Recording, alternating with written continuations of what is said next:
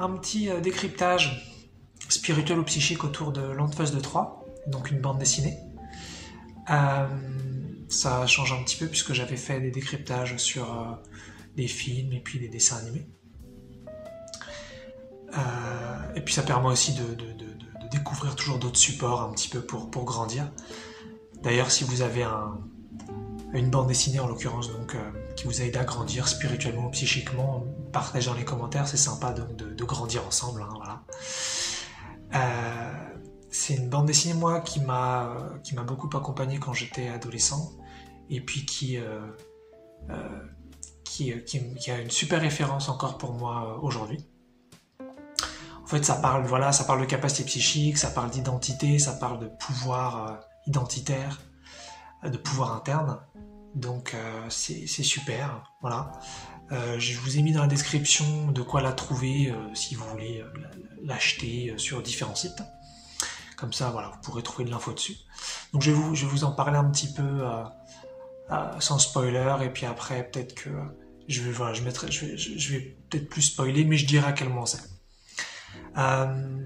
Donc l'Antfeuste de Troie, c'est quoi en fait? C'est l'Antfeuste donc du monde de Troie. Donc l'Antfeuste c'est un garçon, c'est un homme, et puis Troie c'est un monde, une sorte de planète on pourrait dire. Et la particularité en fait du monde de Troie, c'est que chaque humain a un pouvoir spécifique. Et ça peut être tout type de pouvoir. Ça pourrait être de la psychokinésie, de la télépsychie, ça pourrait être du remote viewing, ça pourrait être tout type de choses. Et donc sans vous spoiler, là, donc si on lit la 4e de couve de la première BD, donc on sait le pouvoir de l'Antfeuste, et l'Antfeuste, lui, son pouvoir, c'est qu'il peut faire fondre le métal. Donc il utilise ça pour devenir forgeron. Et donc voilà, c'est ce qu'il fait, c'est devenu son métier. Et donc c'est intéressant parce que c'est si nous on trouve un petit peu notre identité, ce qu'on est vraiment, a priori on commence à avoir des capacités uniques, un pouvoir unique, et c'est un petit peu l'idée, sauf que là c'est en capacité psychique, mais voilà, c'est le même principe pour moi. Je pense qu'on a tous aussi des capacités psychiques uniques, pas nécessairement je dirais des compétences uniques, comme quelqu'un qui serait bon en jardinage, ou quelqu'un qui serait bon en discours de scène, ou quelqu'un qui serait bon en ingénierie par exemple, je ne sais pas. Et donc en fait, donc déjà il y a ce côté super sympa, il y a un pouvoir chez chaque humain, et en fait il y a une particularité, c'est que sur ce monde de Troie, il y a un type d'humains qu'on appelle des sages, qui ont renoncé à leur pouvoir pour devenir des sages. Et en fait, pourquoi ils ont fait ça? Parce que ça permet de décupler, ou plutôt de générer une grille d'énergie ou de magie sur la planète. Et c'est comme ça que tous les autres humains ont accès à leur pouvoir. Donc qu'est-ce que ça veut dire? Ça veut dire qu'en fait, sur Troie, pour pouvoir utiliser son pouvoir identitaire, il faut qu'il y ait des sages pas loin. Donc par exemple dans la ville où vous habitez, si vous avez un sage, vous pouvez utiliser votre pouvoir. Si vous en avez pas, vous pouvez pas. Donc c'est-à-dire qu'il y a une petite minorité de sages comme ça qui est répartie sur la planète pour que chacun puisse accéder à son pouvoir. Et donc c'est comme ça que ça fonctionne. Chacun a son pouvoir avec un sage pas loin. Et alors, l'Antfeuste de Troie, donc quel est l'intérêt finalement? Déjà, c'est sympathique tout ça, mais pourquoi moi ça m'a vraiment touché au-delà de cette sorte de pouvoir identitaire, c'est qu'en fait toute l'histoire, elle est finalement, d'ailleurs on le voit dans la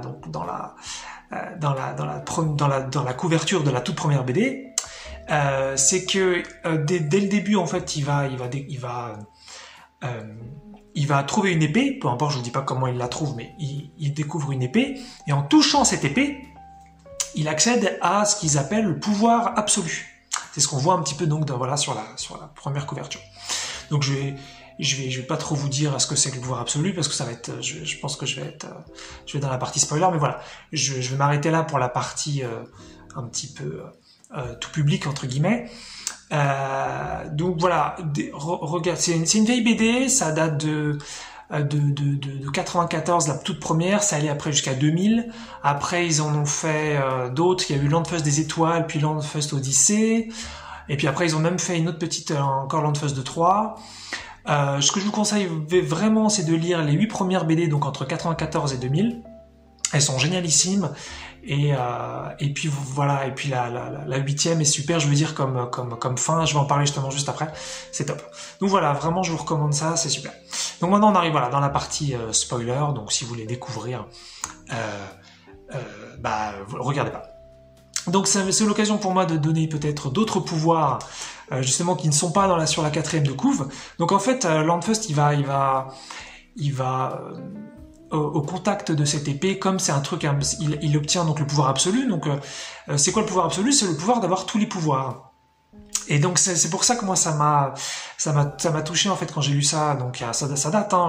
J'ai pas lu ça en 94 puisqu'en fait c'était ma grande sœur qui a 7 ans de plus que moi qui lisait ça. Donc je l'ai lu un peu après, je sais plus quand, mais j'ai dû lire ça donc quand j'avais une dizaine d'années, donc peut-être fin des années 90, un truc comme ça.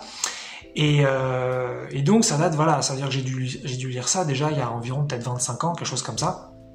Et donc c'était fabuleux parce que le pouvoir absolu, donc le pouvoir d'avoir tous les pouvoirs, ça veut dire qu'en fait, il dépasse le pouvoir identitaire et se retrouve avec tout, en fait, il peut tout faire. Donc sans l'épée, il a juste son pouvoir de forgeron, où il peut faire fondre le métal, et avec l'épée, donc il peut tout faire. Il faut toujours en revanche qu'il y ait un sage dans le coin pour qu'il ait accès à son pouvoir donc avec l'épée, ça change pas le principe. Et donc pour moi en fait je le savais pas à ce moment-là, mais ça me faisait toucher, je pense, à ce que j'étais, même si je sais pas encore trop ce que je suis, même si je commence à avoir une idée plus claire aujourd'hui au moment où je fais la vidéo là en août 2023 qu'avant, mais c'est pas encore très clair, je suis honnête, même si je me rapproche beaucoup. Et donc voilà, moi je sens que ce qui m'intéresse depuis trop longtemps, c'est de tout créer, c'est de tout faire, et donc effectivement le pouvoir absolu, c'est exactement ce que je voulais depuis toujours. Donc quand j'ai lu ça, j'ai trouvé ça trop génial. Et d'ailleurs c'était intéressant parce que je voyais bien que donc ma sœur qui lisait ça, ou d'autres que j'avais pu rencontrer qui lisaient ça aussi, ils trouvaient ça très sympa, mais ils n'étaient pas connectés comme moi je l'étais. Ce qui veut bien dire qu'il y avait un truc moi qui me liait à ça, qui était spécifique. Et donc voilà, comme c'est un truc un petit peu incroyable cette histoire d'épée, il va donc partir en voyage pour aller vers la capitale du monde de Troie qui s'appelle Eckmühl, et pour un petit peu rencontrer donc tous les sages principaux de la planète et un petit peu essayer de comprendre, parce que personne ne comprend vraiment pourquoi en touchant cette épée il a le pouvoir absolu. Et donc il va partir un petit peu comme ça en voyage avec deux filles de son village plus un sage. Et donc les deux filles, elles s'appellent Sian et Sixi. C'est super rigolo comme prénom, parce qu'en fait Sian et Sixi, je crois que ça fait référence à chiante et sexy. Faut lire la BD pour comprendre un peu. Mais donc ce qui est intéressant, donc elles ont des pouvoirs donc elles aussi identitaires. Sian, elle a le pouvoir de régénérer tout le corps, mais la nuit, donc la jour elle peut pas, mais de nuit, ça veut dire si on s'est fait couper un bras, elle peut le faire repousser. Si on s'est blessé quelque part, elle peut régénérer le corps. Comme par hasard, c'est un truc aussi qui m'intéresse depuis super longtemps, donc ça c'est rigolo. Et puis Sixi, elle a un pouvoir très spécifique, elle peut faire des choses par rapport à l'eau, elle peut faire évaporer toute l'eau d'une zone, ou elle peut le solidifier, le glacer.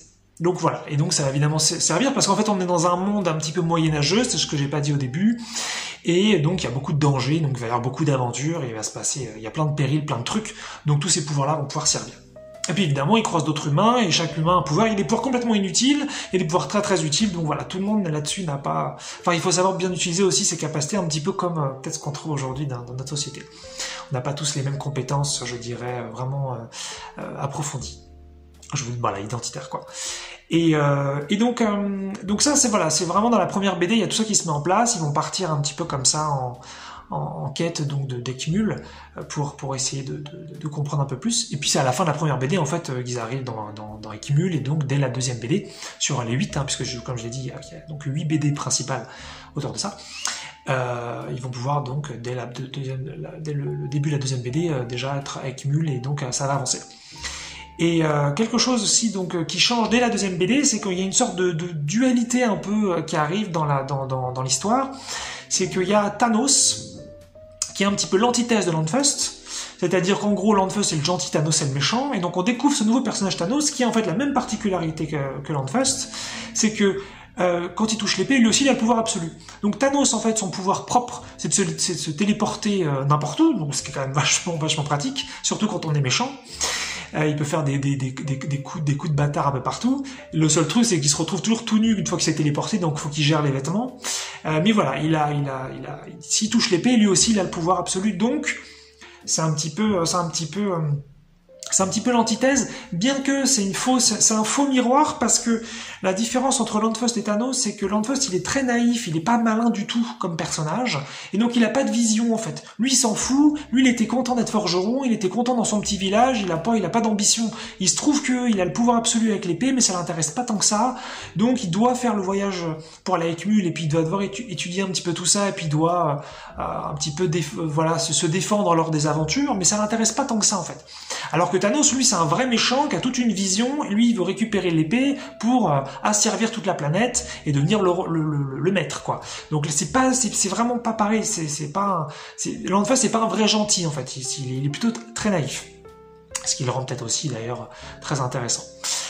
Donc ce qui fait qu'il y a une sorte de dualité un petit peu peut-être vite fait qui arrive, qui est pas forcément très intéressante, mais ce qui va effectivement mettre beaucoup de piquant dans les aventures. Et puis donc ensuite on arrive sur là je vous passe directement à la dernière bande dessinée, puisque c'est très très très important pour moi en fait. C'est une sorte de boucle et de cycle un petit peu, je dirais, ces bandes dessinées, qui d'ailleurs pourrait être qualifié de roman graphique, hein. Je sais pas trop la différence, je crois que roman graphique c'est une histoire vraiment sérieuse, et pas que c'est pas des petits Spirou ou des Titeuf ou des Schtroumpfs ou des Tuniques Bleues ou des Tintins qui sont des BD, ou des Astérix. Bref.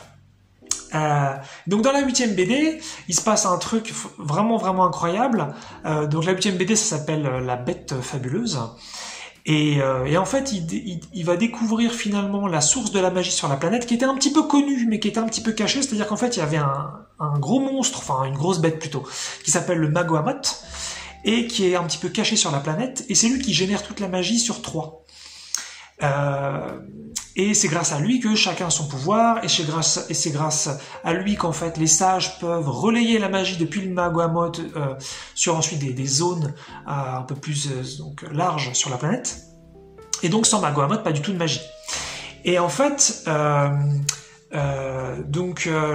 Landfust, il y a aussi une quête qui est de trouver cet animal de magie, et bon, sans vouloir aller dans les détails, il se trouve que en faisant un petit truc un peu particulier avec l'animal, il fait une sorte de lien direct avec lui, et ce qui fait qu'ensuite il va pouvoir finalement retrouver son pouvoir interne qui est beaucoup plus large, donc le pouvoir absolu, mais sans l'épée et sans les sages.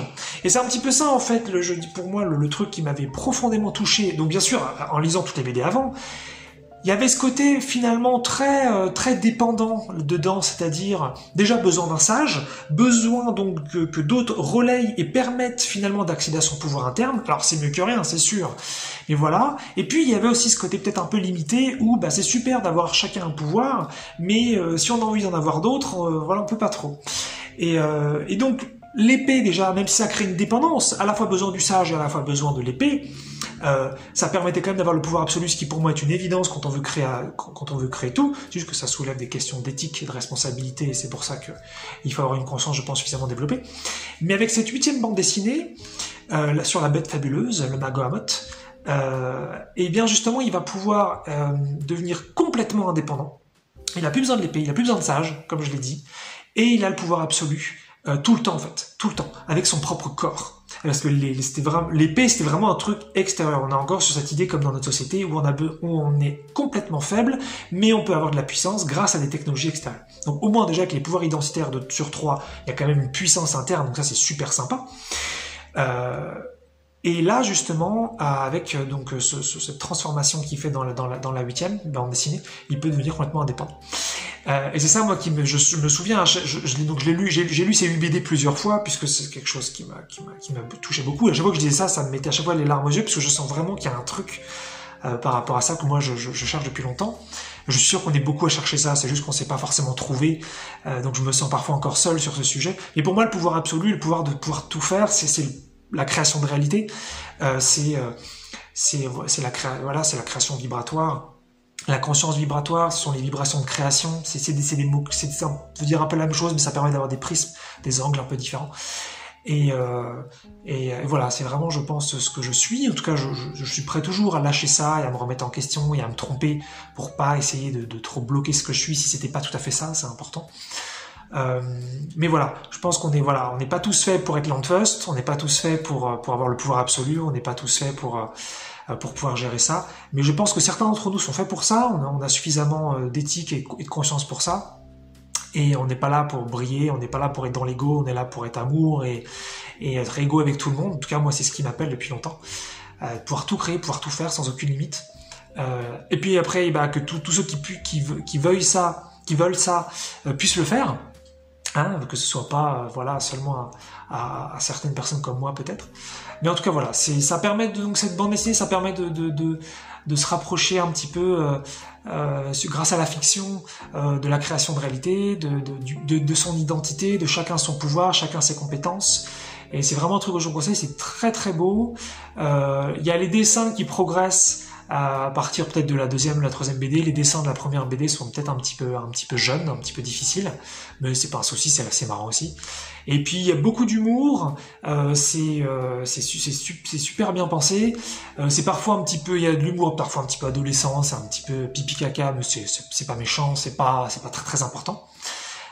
Voilà, donc je trouve ça très très profond. Et si vous êtes intéressé dans vos capacités psychiques et à retrouver votre identité et à retrouver ce que vous êtes vraiment, c'est magnifique.